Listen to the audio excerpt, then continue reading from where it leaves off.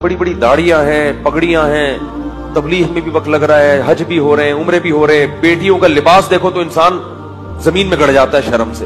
अपनी बेटी को ये क्यों पहनाया हुआ है आपने भाई? पूरी आस्तीन क्यों नहीं पहना देते बच्ची को? अपनी पूरे कपड़े क्यों नहीं पहना देते?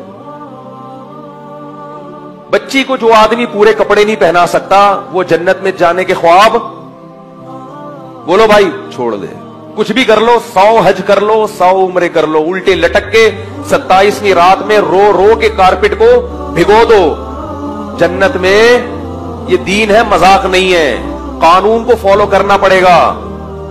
कपड़े तो पूरे पहना दो अल्लाह के बंदो अपनी बेटियों को। उनको समझाओ कि बेगम कपड़े पूरे पहनेगी। ये मेरा घर है, तुम्हारे बाप से जहेज में नहीं मिला मुझे।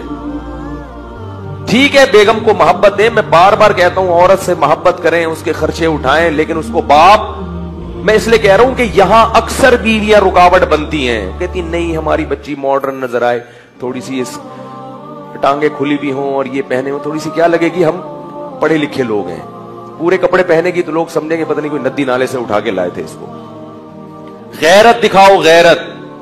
बाज औरतें अच्छी होती हैं मर्दों की निस्बत, मर्द नहीं पहनने देता, औरत गैरत दिखाती है। लेकिन अक्सर यहां मामले में खवातीन रुकावट डालती हैं, क्योंकि अल्लाह ने हर एक को, औरत पे अल्लाह ने हया ज्यादा रखी है मगर गैरत अल्लाह ने मर्द में ज्यादा रखी। इसलिए मैं मर्दों को कह रहा हूं कि तुम्हारी बेटी है, तुम पूरे कपड़े क्यों नहीं पहनाते उसको? बाजार में कपड़े ही शार्ट है लड़कियों के पूरे। हम जाते हैं ना कभी अपनी बच्चियों के लिए कपड़े खरीदने, छोटी बच्चियों की फुल आस्तीन के कपड़े ही नहीं मिल रहे होते।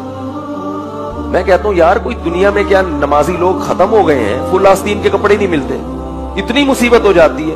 और यही हाल मक्का मदीना का भी है। सऊदी अरब से हमारे एक दोस्त हमारी भतीजी के लिए कुछ कपड़े लेकर गिफ्ट में लाना चाहते थे। कहते हैं पूरी मार्केटें तलाश कर ली, कोई शलवार कमीज नहीं मिली। मक्का मदीना में पैंटें बिक रही हैं लड़कियों के लिए, पतलूने बिक रही हैं। अरबों का कल्चर बाट लग गई है, उस कल्चर को फॉलो मत करो।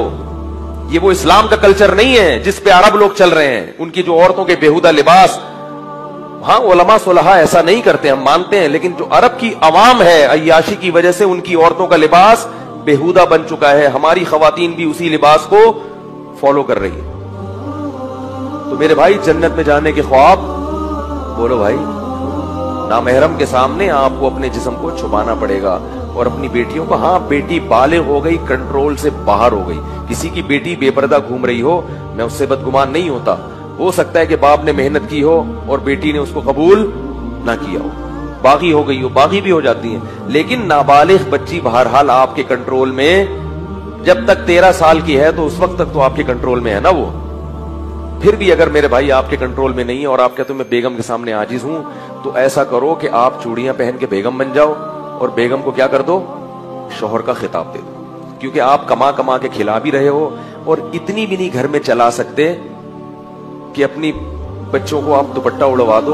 तो आपको बेगम होना चाहिए, शनाख्ती कार्ड में नाम चेंज करवा लो उसका, पहले अपना, बोलो भाई बात। और जब वो मरे तो 4 महीने 10 दिन की इद्दत गुजारें आप, और अपने नाम के साथ बेवा लगा दें। तो ये क्या बात है, आधा आदमी आधा औरत? तो फिर पूरे बनो, एक तरफ हो जाओ। ये दरमियान वाली चीज सही